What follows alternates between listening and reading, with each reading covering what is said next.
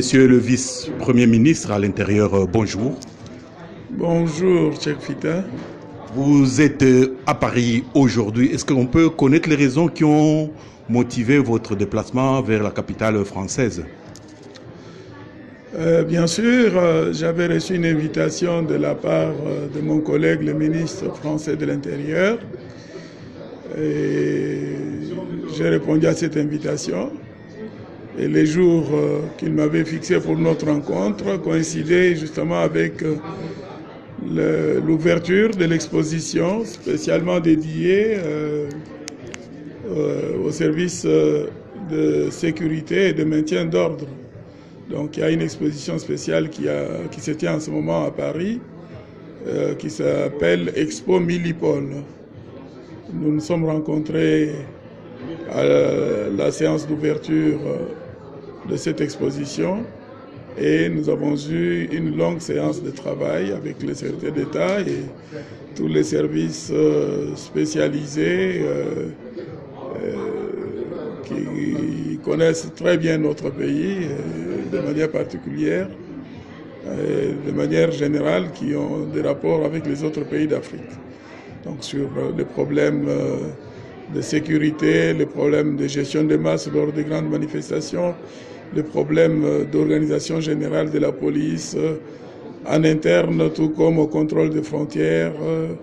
Et la visite de l'exposition nous a permis de voir la contribution de l'utilisation des nouvelles technologies de l'information, de tous les services informatiques au service de la sécurité. Monsieur le vice-premier ministre, vous avez hérité avec les changements de régime d'une situation sécuritaire qui n'est pas toujours reluisante. Au jour d'aujourd'hui, par rapport à tout le temps que vous êtes déjà aux affaires, quelles sont les avancées que vous pouvez citer? Bon, d'abord, je reste dans la vision de notre président de la République, chef de l'État, son Excellence Félix-Antoine Tshisekedi, qui nous recommande de reprendre le pays là où il est et d'avancer. Nous ne sommes pas en train d'aller avec des yeux rivés sur les rétroviseurs. Nous avons pris le pays, nous n'allons pas nous adonner à des querelles stériles ou encore à la chasse aux sorcières, comme on dit. Nous avançons et si vous voulez que nous puissions vous citer des avancées, nous gérons la police, les forces de l'ordre de manière démocratique. Il y a des mesures phares que le président lui-même avait prises dès son entrée en fonction. La suppression, par exemple, de tous les cachots secrets et autres qui étaient rattachés à l'Agence nationale de renseignement, l'ANR. Nous-mêmes qui veillons à l'encadrement des manifestations publiques depuis que nous sommes là. Bien sûr, le mot d'ordre était déjà donné par le président de la République que les manifestations dans un régime démocratique sont une expression, sont un exercice de libertés fondamentales qui sont garanties par la Constitution. Donc, le mot d'ordre de 0 tués, 0 blessés et même pas d'arrestation à chaque manifestation, eh bien, ce mot d'ordre-là est devenu une réalité aujourd'hui dans notre pays. Nous avons mis aussi fin à ce qu'on appelait hier l'impunité, notamment lorsque il y a des bavures commises par les agents de police ou tous les agents qui sont commis à la sécurité et à l'ordre public. Eh bien, de tels cas, dès qu'ils se produisent, comme tout récemment, de ces agents qui ont pu tuer par balles réelles des usagers de la route, eh bien, on sévit. Et ces genres de cas sont transférés devant les juridictions et punis avec sévérité. Donc c'est déjà une grande avancée par rapport à tout ce que nous avons vécu hier. Donc je ne veux pas multiplier beaucoup d'exemples. Je ne suis pas un homme de discours, je suis économe de mes déclarations. Je souhaite plutôt agir et bientôt nous avons déjà ficelé tout un plan de formation, de remise à niveau, d'encadrement de la police. Et dès l'instant que l'année prochaine, nous démarrons avec un budget qui a été préparé par notre gouvernement et que nous nous serons dotés de moyens d'action à cet effet-là, nous rendrons notre plan public. Parce qu'en ce moment-là, nous nous mettrons effectivement au travail. Une dernière question, monsieur le vice-premier ministre. C'est l'Est qui est le ventre mou donc, de la sécurité dans notre pays. C'est vrai que vous partagez cette responsabilité avec votre collègue de la Défense. De votre côté, en ce qui est de votre ministère, quelles sont les avancées de ce côté-là? Qu'est-ce que la population peut espérer? Bon, ce qui se passe à l'Est, nous avons d'un côté toute l'action de groupes armés. Et ces groupes armés, il y en a qui sont des groupes nationaux, mais c'est aggravé aussi par la présence de forces de groupes armés d'origine étrangère.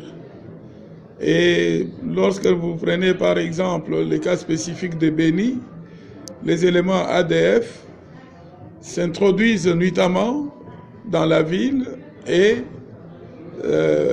s'attaquent aux paisibles citoyens dans leur sommeil, qu'ils tuent parfois dans des circonstances tout à fait horribles que je ne saurais pas évoquer ici. Et là, de ce côté-là, nous avons des patrouilles mixtes, armée et police. Nous y avons déployé les éléments les mieux formés de notre police, qui sont dans la Légion nationale d'intervention. Et jusque-là, les résultats étaient plutôt très encourageants. Mais depuis quelques temps, depuis quelques 2-3 semaines, il y a une grande action offensive qui a été lancée pour éradiquer de manière définitive le phénomène ADF.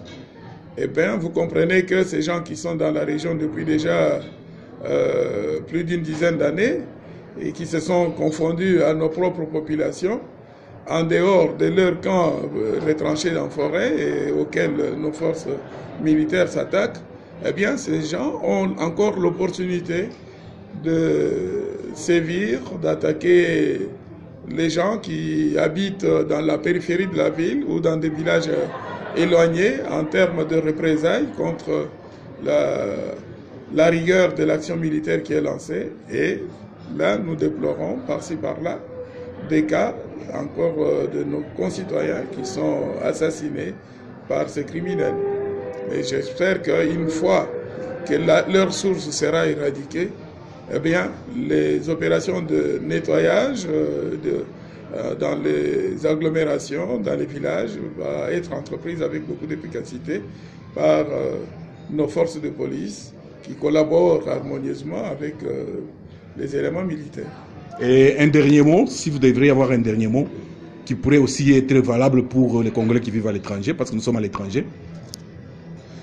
Mais le dernier mot, c'est que nous vivons des périodes tout à fait historiques dans notre pays. L'alternance démocratique au pouvoir est devenue une réalité que certains refusent de reconnaître, alors que le bateau est déjà en marche. Et nous regardons vers l'avant. Le président de la République conduit le pays avec beaucoup de sagesse, reconnu par tout le monde. Et nous pensons qu'avec cette sagesse qui privilégie l'harmonie au sein de la coalition qui gère le pays, nous permettra de ne pas retomber justement dans les travers de ce que nous avons vécu dans le passé. Monsieur le vice-premier ministre, Hero Africa TV et Cheikh Fita News vous remercie. Merci beaucoup, Cheikh Fita, pour l'opportunité que vous nous donnez de nous exprimer.